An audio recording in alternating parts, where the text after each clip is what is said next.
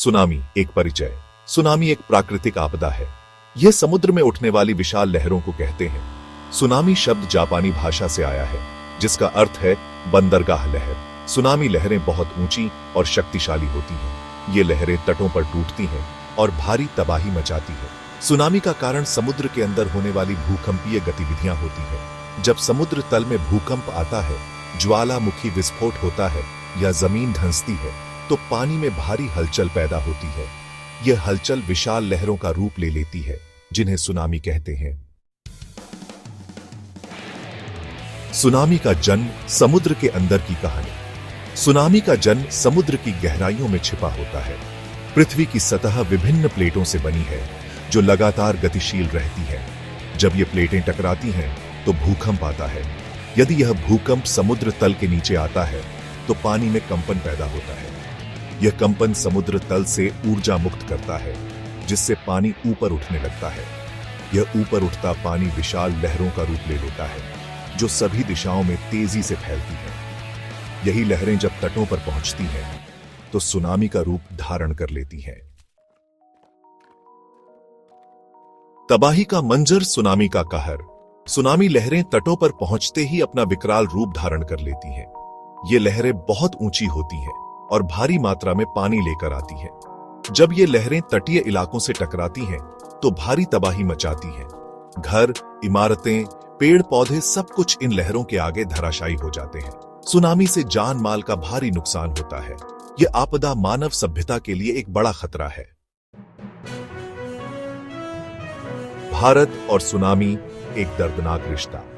भारत 3 तरफ से समुद्र से घिरा हुआ है, इसलिए यहां सुनामी का खतरा बना रहता है।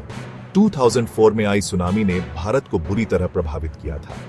यह सुनामी हिंद महासागर में आए एक भयंकर भूकंप के कारण आई थी। इस आपदा में हजारों लोगों की जान गई थी और करोड़ों रुपए का नुकसान हुआ था। सुनामी से बचाव, कुछ जरूरी बातें। सुनामी एक प्राकृतिक आपदा है, जिसे रोका नहीं जा सकता, लेकिन कुछ सावधानियां बरतकर इससे होने वाले नुकसान को कम जरूर किया जा सकता है। तटीय इलाकों में रहने वाले लोगों को सुनामी के बारे में जागरूक होना चाहिए। सुनामी की चेतावनी मिलते ही सुरक्षित स्थानों पर चले जाना चाहिए। घर और इमारतें मजबूत बनाई जाएं, ताकि वे सुनामी के प्रभाव को सह सकें। सुनामी की चेतावनी, समय रहते सावधानी। सुनामी की चेतावनी देने वाली प्रणालियां विकसित की गई है। इन प्रणालियों में समुद्र में लगे सेंसर का उपयोग किया जाता है। ये सेंसर समुद्र के पानी में होने वाले किसी भी असामान्य बदलाव का पता लगा लेते हैं और तुरंत चेतावनी जारी कर देते हैं। ये चेतावनी लोगों को सुनामी से बचने का मौका देती है। जागरूकता, सुरक्षा की पहली सीढ़ी। सुनामी से बचाव के लिए जागरूकता बहुत जरूरी है। लोगों को यह जानकारी होनी चाहिए कि सुनामी क्या होती है, ये कैसे आती है और इससे कैसे बचा जा सकता है। सरकार, गैर सरकारी संगठन और मीडिया को मिलकर लोगों को सुनामी के बारे में जागरूक करना चाहिए। स्कूलों में भी बच्चों को सुनामी के बारे में शिक्षित किया जाना चाहिए।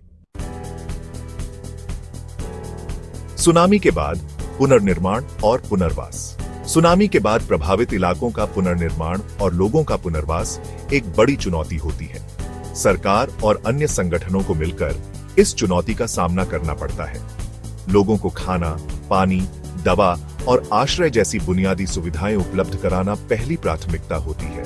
इसके अलावा नष्ट हुई इमारतों, सड़कों, बिजली और पानी की व्यवस्था को भी ठीक करना पड़ता है।